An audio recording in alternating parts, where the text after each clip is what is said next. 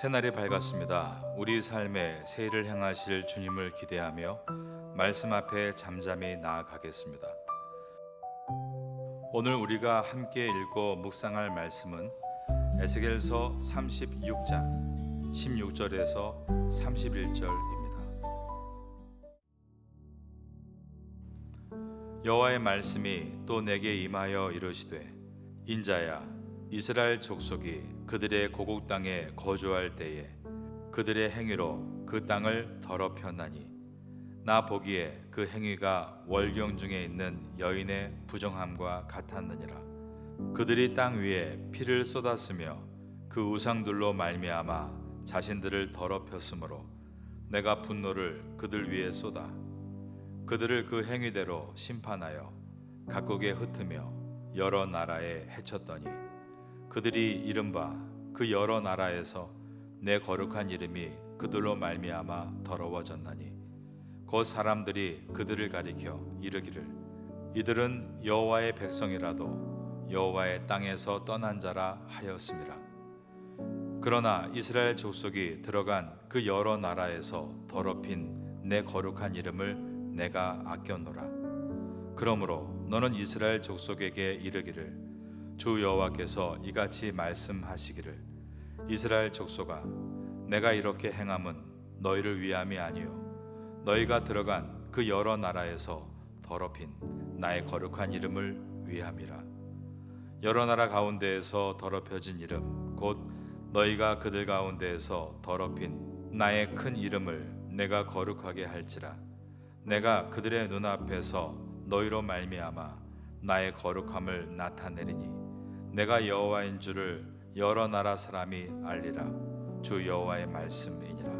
내가 너희를 여러 나라 가운데에서 인도하여 내고 여러 민족 가운데에서 모아 데리고 고국 땅에 들어가서 맑은 물을 너희에게 뿌려서 너희로 정결하게 하되 곧 너희 모든 더러운 것에서와 모든 우상 숭배에서 너희를 정결하게 할 것이며 또 새 영을 너희 속에 두고 새 마음을 너희에게 주되 너희 육신에서 굳은 마음을 제거하고 부드러운 마음을 줄 것이며 또 내 영을 너희 속에 두어 너희로 내 율례를 행하게 하리니 너희가 내 율례를 지켜 행할지라.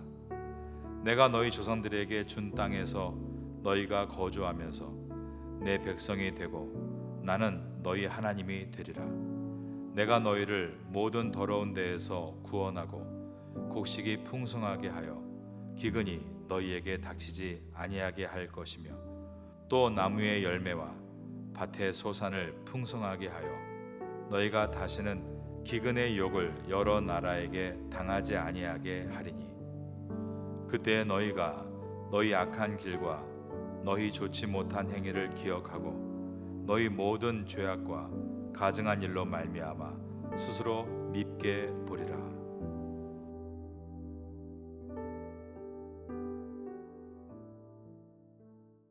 우리가 인생을 살아가다 보면 이제는 더 이상 방법이 없다, 그렇게 느껴지는 절망의 순간을 맞이할 때가 있습니다.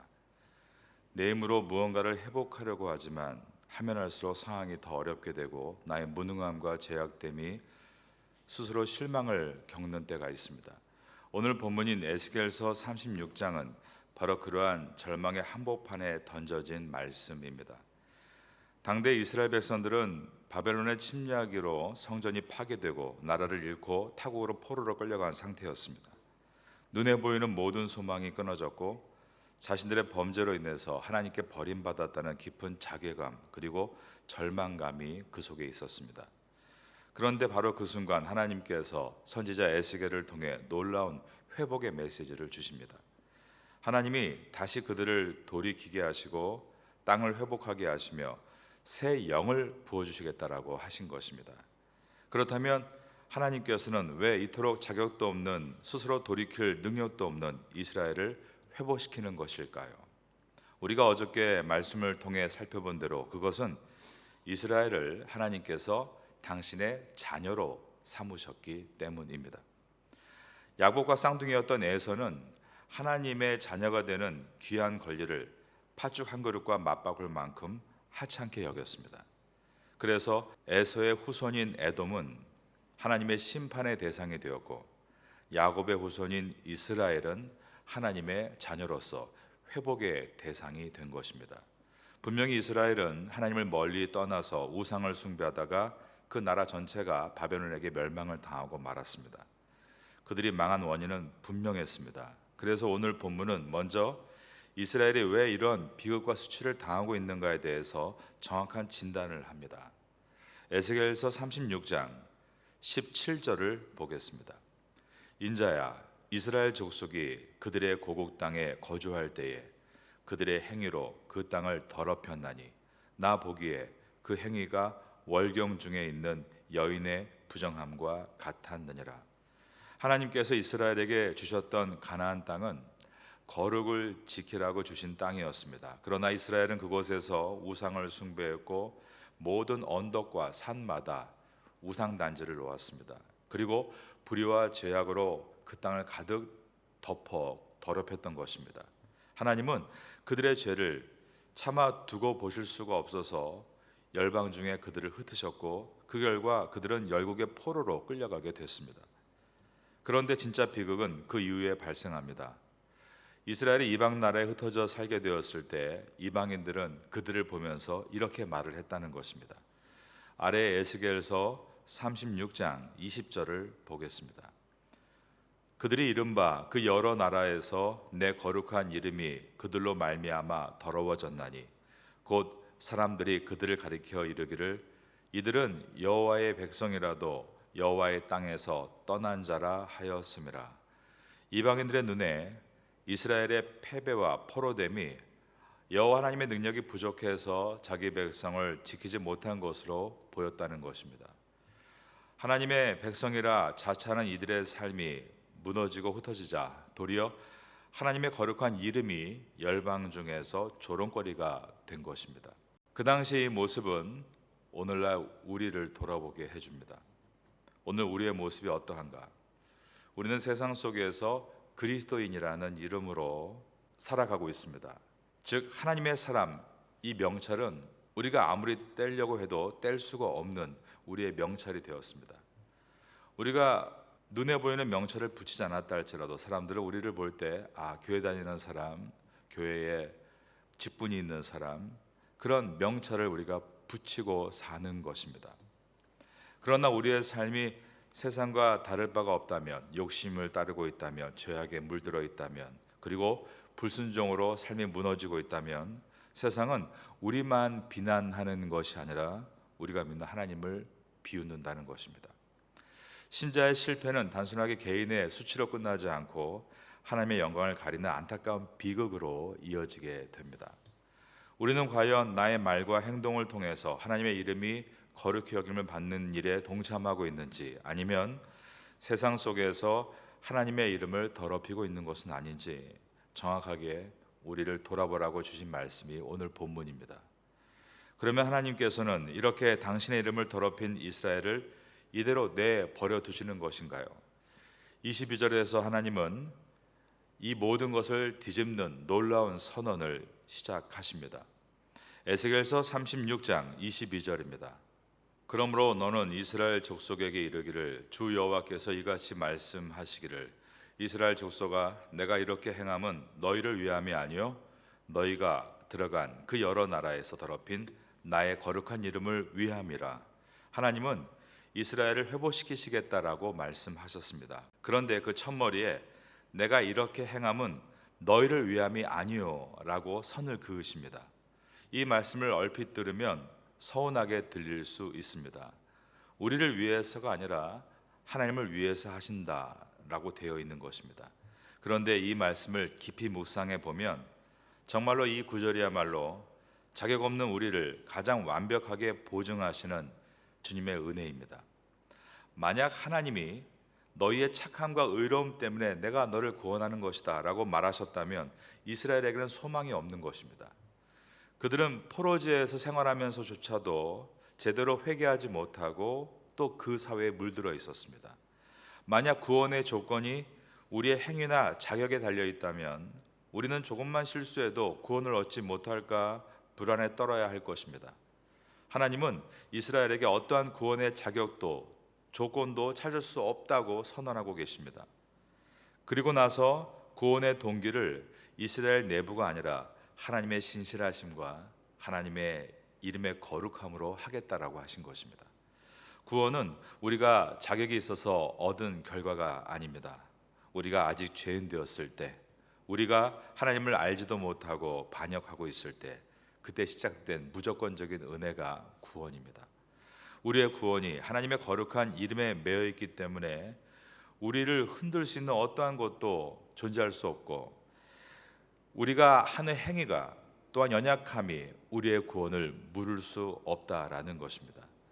우리는 이 은혜를 받은 사람들입니다. 하나님은 당신의 이름을 위하여 친히 어떻게 하실지를 이제 하나하나 선포해 나가기 시작하십니다.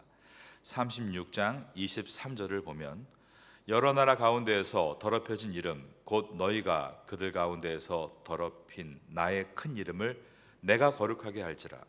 내가 그들의 눈앞에서 너희로 말미암아 나의 거룩함을 나타내리니 내가 여호와인 줄을 여러 나라 사람이 알리라. 주 여호와의 말씀이니라.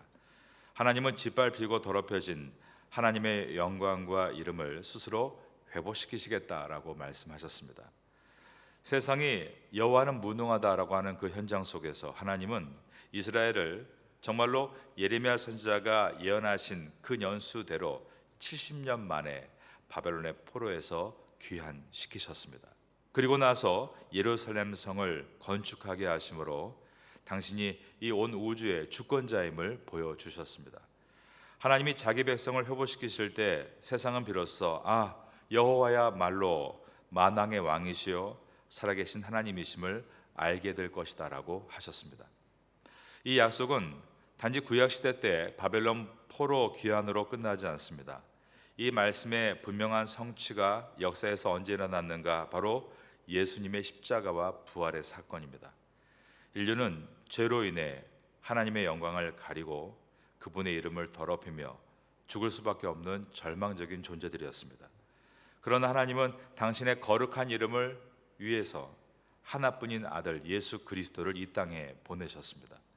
십자가에서 우리의 모든 죄를 담당하시고 죽으시고 죄값을 그분의 피값으로 치르시고 부활하심으로 마귀의 권세를 꺾고 하나님의 거룩함과 사랑을 온 천하에 완벽하게 증거하셨습니다. 우리는 내 모습만을 보면 실망스럽습니다. 넘어지는 자신을 보면 어떤 때는 구원의 확신마저 흔들릴 때도 있습니다. 그러나 기억하십시오. 하나님은 우리의 행위를 보고 우리를 붙드시는 것이 아니라 당신의 거룩한 이름을 걸고 우리를 지금도 붙들고 계십니다. 마귀가 우리를 흔들려고 할 때 주님께서 말씀하시는 것입니다. 너는 내 자녀를 흔들 수 없다. 나의 피값으로 구원한 나의 자녀다. 그러므로 구원의 시작도 과정도 완성도 하나님의 열심으로 이루어지고 있는 것입니다. 하나님은 무너진 이스라엘을 회복시켜서 열방 앞에 당신의 거룩함을 드러내려고 하셨습니다. 오늘날도 마찬가지입니다. 하나님은 우리의 삶의 변화를 통해 우리의 성숙을 통해 그리고 우리의 회복을 통해서 하나님의 거룩한 이름이 우리 주변 사람들에게 드러나기를 원하고 계십니다. 우리는 이 아침 가운데 하나님, 연약한 질그릇 같은 깨질 것 같은 나에게 하나님께서 은혜를 부어주시고 또 능력을 담아주심으로 나를 변화시켜 주옵소서. 그래서 그 은혜를 보는 우리 주변 사람들, 우리 가족들, 우리 일가 친척들에게 하나님의 거룩한 이름이 강력하게 증거되도록 나를 사용하여 주옵소서. 이러한 기도가 우리의 기도가 되어야 되는 줄로 믿습니다. 이스라엘 한 나라가 변화됨을 통하여서 주변 나라들이 하나님이 어떤 분인가를 알게 됐습니다. 그런데 여러분, 우리가 말하는 세상의 성공, 꼭 1등 해야 되고 가장 건강해야 되고 가장 앞서야 되는 것이 꼭 하나님의 영광을 나타내는 것은 아닙니다. 하나님이 이스라엘을 그렇게 인도하지 않으셨습니다. 망할 때도 있고 또 실패할 때도 있습니다. 그러나 그때 무엇을 잡고 일어나는가? 하나님을 붙잡고 일어나는 그 모습을 통해서 많은 사람들에게 도전을 주고 그들에게 소망을 부어 주는 것입니다. 여러분 인생 가운데 어떤 때는 실패하고 절망감 가운데 있다 할지라도 여러분이 그 순간 붙잡고 일어나는 분이 하나님이심을 보여줄 수 있다면 그것이 복음인 줄로 믿습니다. 여러분 삶 가운데 이 복음의 삶을 살 수 있게 되기를 예수님의 이름으로 축원합니다.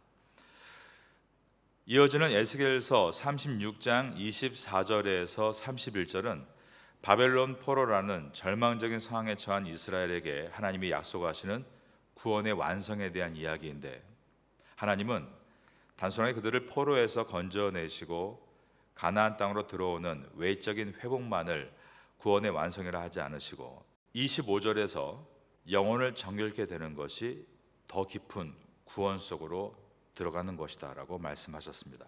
24절에 보시면 내가 너희를 여러 나라 가운데서 인도하여 내고 여러 민족 가운데서 모아 데리고 고국 땅에 들어가서 외적인 회복이죠. 그러나 여기서 그치는 것이 아닙니다. 더러워진 영혼을 정결하게 하신다. 25절의 말씀입니다. 맑은 물을 너에게 뿌려서 너희로 정결하게 하되 곧 너희 모든 더러운 것에서와 모든 우상 숭배에서 너희를 정결하게 할 것이며, 그리고 나서 이제는 우리의 심령 자체를 아주 새롭게 바꾸시겠다. 우리가 앞에 있는 표와 같이 보라 새롭게 되었도다. 이 은혜를 부어주시겠다라고 하셨습니다. 26절과 27절입니다. 또 새 영을 너희 속에 두고 새 마음을 너희에게 주되 너희 육신에서 굳은 마음을 제거하고 부드러운 마음을 줄 것이며, 또 내 영을 너희 속에 두어 너희로 내 율례를 행하게 하리니 너희가 내 규례를 지켜 행할지라. 구약시대에 맑은 물을 뿌리는 행위는 부정해진 사람이나 성물을 거룩하게 씻어내는 정결 예식입니다.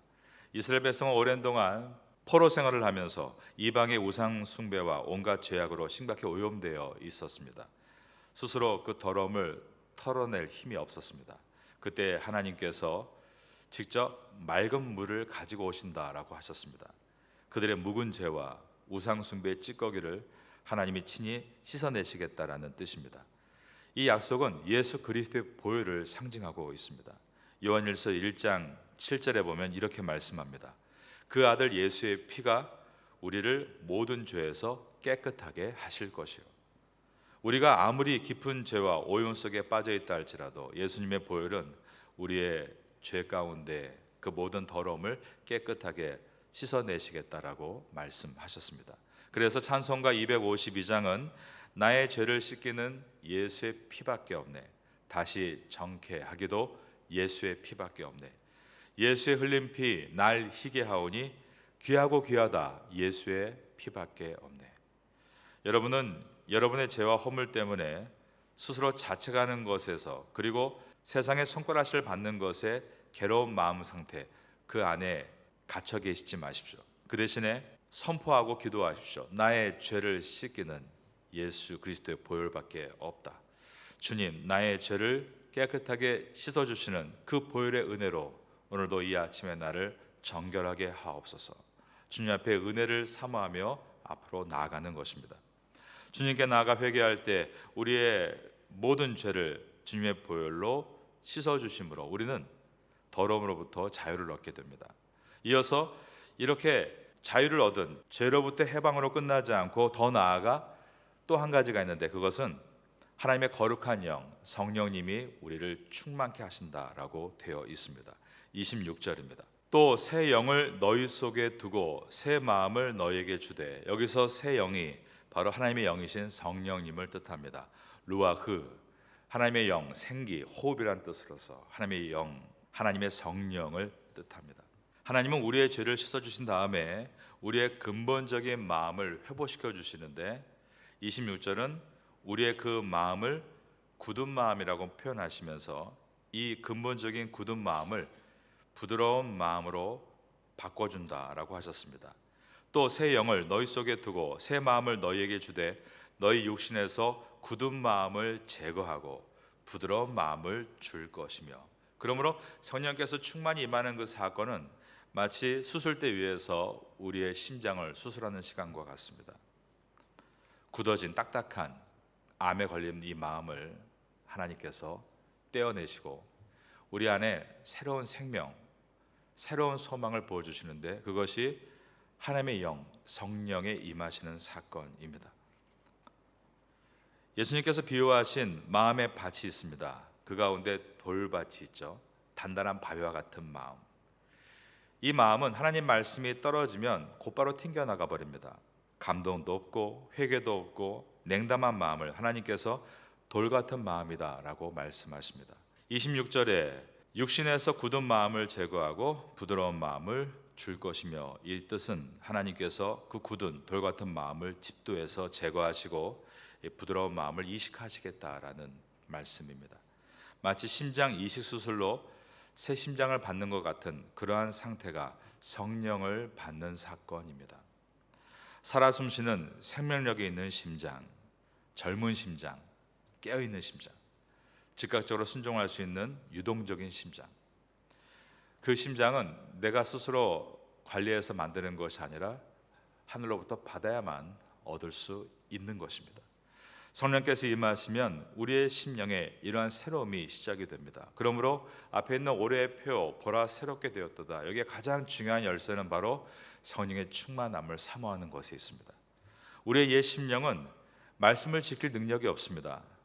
왜냐하면 심령이 암 환자처럼 딱딱하게 굳어있기 때문입니다. 그런데 성령께서 우리 심령 가운데 임하시면 하나님을 뜨겁게 사랑하는 마음을 우리가 계속 유지해 나갈 수 있고, 하나님의 성품이 내 안에 작동함으로 거룩을 행하고 싶은 열정이 일어나게 됩니다. 그러기에 하나님 말씀을 내가 억지로 지켜야 된다, 그래서 구원받았다가 아니라 이미 내가 구원을 받았고 성령의 사람이기 때문에 나는 하나님 말씀을 지키고 싶다, 이런 자발적인 마음을 우리 안에 갖게 되는 것입니다. 주일에 교회에 가는 것이 억지로 가는 발걸음이 아니라 자발적인 기쁨의 발걸음이 되고, 평일에 세상에 들어가는 것이 괴로운 발걸음이 아니라 이번 주에 또 하나님께서 나를 통해 어떤 일을 일하실까, 그러한 설레는 발걸음이 되는 것입니다.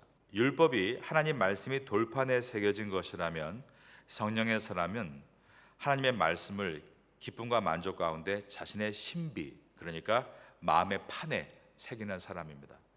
말씀을 받을 때마다 너무 기쁜 것입니다. 아멘.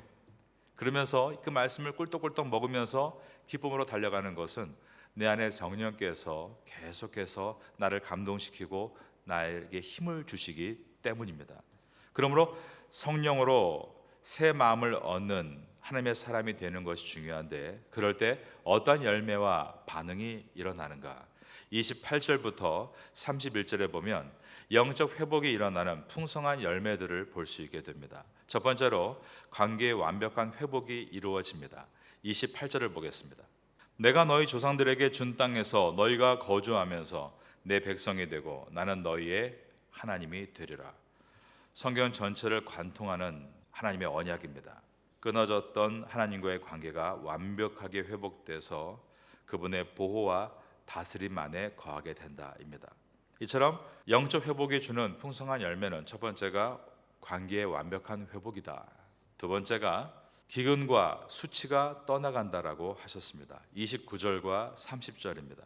내가 너희를 모든 더러운 데에서 구원하고 곡식이 풍성하게 하여 기근이 너희에게 닥치지 아니하게 할 것이며, 또 나무의 열매와 밭의 소산을 풍성하게 하여, 이와 같이 기근이 떠난다라고 하셨고, 그 다음 보면 너희가 다시는 기근의 욕을, 즉 수치를 여러 나라에서 당하지 않게 될 것이다 라고 하셨습니다. 수치가 떠난다라고 하셨습니다. 죄의 결과로 찾아왔던 육체적 또 우리의 정신적인 기근이 물러가고 하나님이 주시는 풍성한 공급하심과 채우심이 있다라는 것입니다. 우리의 주변에 보면 성령 충만한 사람은요, 좀 환경이 어렵고 주변이 많이 어수선해도 항상 밝죠. 그 미소가 바로 열매 결과 아닙니까? 그는 과거에도 그랬고 앞으로도 그럴 것이며 미래에도 걱정이 없습니다. 항상 하나님이 나와 함께 하시기 때문에 담대히 나가는 것입니다. 그런데 성령의 사람이 아니고 세상의 고통과 근심을 가득 메고 사는 사람은 자신에게 무엇이 있건 무엇이 없건, 무엇이 풍성하건 무엇이 결핍되어 있건, 그는 과거에도 늘 근심에 쌓여 있었고 지금도 그 얼굴을 하고 있으며 앞으로도 그렇게 살아갈 것입니다. 우린 그러므로 하나님 앞에서 성령의 충만한 역사를 통해 우리 마음에 일어나는 그 기쁨과 감동, 이것이 가장 큰 열매임을 기억하고 그 열매를 사모해야 합니다. 오늘도 여러분들은 하나님 앞에 기도하는 가운데 그 은혜를 사모하시고 그 은혜의 얼굴로 돌아가시기를 주님의 이름으로 축원합니다. 주님 안에 있을 때 성도의 삶에 가득했던 수치가 사라지게 됩니다. 이제 얼굴이 은혜의 얼굴로 바뀌는 것입니다. 세 번째로, 은혜에 감격하는 그 사람의 세 번째 모습은 항상 참된 회개에 머물러 있다는 것이 있습니다. 31절입니다. 그때 너희가 너희 악한 길과 너희 좋지 못한 행위를 기억하고 너희 모든 죄악과 가증한 일로 말미암아 스스로 믿게 보리라. 가만히 읽어보면 놀라운 구절입니다. 회개는 여러분, 구원받기 위해서 한 번 하는, 또 억지로 하는 그런 내용이 아니라는 것입니다. 하나님의 어마어마한 그 사랑을 깨닫게 되면, 또 성령의 삶이 시작이 되면 비로소 과거에 내 죄가 얼마나 추악한지를 돌아보게 되고, 그리고 계속 나의 삶에 추악함이 들어오는 것에 대해서 못 견뎌하게 됩니다. 그래서 하나님의 은혜를 깊이 체험한 사람일수록 회개를 더 많이 하는 것입니다. 제가 어렸을 때 교회 다닐 때, 청년 때 저희 교회 목사님께서 늘 하시던 말씀은, 그때 저희 대학부 목사님이 교회 와서 1시간 기도할 때 50분 동안 회개 기도하라, 그 말씀 참 많이 하셨던 것 같습니다. 근데 그 목사님의 삶을 돌아보면 정말로 인격이 훌륭하신 아주 훌륭한 목사님이셨습니다. 저희 교회 부목사님이셨는데 저희 대학부 담당하시던 목사님이었는데 그분이 얼마나 저희들에게 좋은 은혜를 주셨는지 모릅니다. 그 이유가 그렇게 밝고 힘차고 미래를 향해서 우리에게 소망을 주시고, 근데 그분의 기도를 보면 정말로 1시간 기도할 때 50분 회개하는 그런 기도를 드렸던 것을 기억합니다. 그 이유가 무엇입니까? 은혜를 깊이 깨달을수록 하나님 앞에서 그런 거룩함이 아닌 것을 못 견뎌하는 그 마음을 우리가 갖게 된다는 것입니다. 사실 우리가 기도 제목이 많죠. 그러나 우리가 하나님 앞에서 그 많은 기도의 시간 가운데 회개 기도를 드림으로 내 마음을 온전히 성령의 사람으로 준비해 놓는다면 우리의 원하는 기도는 딱 한마디면 됩니다. 주님이 역사하실 줄로 믿습니다. 그러면 주님께서 다 역사하시는 건 아니겠습니까? 근데 우리가 계속 우리의 근본적인 어둠에 대해서 다루지 않고 계속 필요한 것만을 구하면 계속 실타래가 얽히고 설켜서 풀어지지 않는 것처럼 그 상태를 유지하게 되는 것입니다. 여러분, 오늘 우리는 에스겔서의 선포의 말씀을 통해 포로기 때 이스라엘을 넘어서서 오늘을 살아가는 우리를 돌아보게 됩니다. 왜 나는 또 넘어질까? 왜 내 마음은 이렇게 냉랭하고 완악할까? 그러나 기억하십시오. 마음을 새롭게 하는 것은 나의 의지가 아니라 성령 하나님의 역사입니다. 날마다 죄 씻음의 마음을 두십시오. 나의 더러움을 스스로 숨기려고 하는 것이 아니라 정결케 하시는 맑은 물, 성령의 은혜를 사모하고 나아가면 우리는 하나님 안에서 내 안에 있는 단단한 암덩이 같은 마음들을 기경해서 부드러운 하나님의 은혜를 품을 수 있는 마음이 될 것입니다. 세상을 살아가면서 상처와 욕심으로 단단하게 굳어버린 돌같은 내 마음을 회복하여서 부드러운 옥토의 마음으로 바꿀 수 있다면 그것이 바로 성공입니다. 그러면 하나님께서 그 심령을 통해 30배, 60배, 100배의 은혜를 충분히 맺히고 남음이 있는 삶이 될 것이기 때문입니다. 보라, 새롭게 되었도다. 이 은혜가 성령의 충만한 은혜인 것을 기억하고 이 은혜를 붙들고 기도하시고 또 힘차게 나가는 성도가 되시기를 마지막으로 예수님의 이름으로 축원합니다.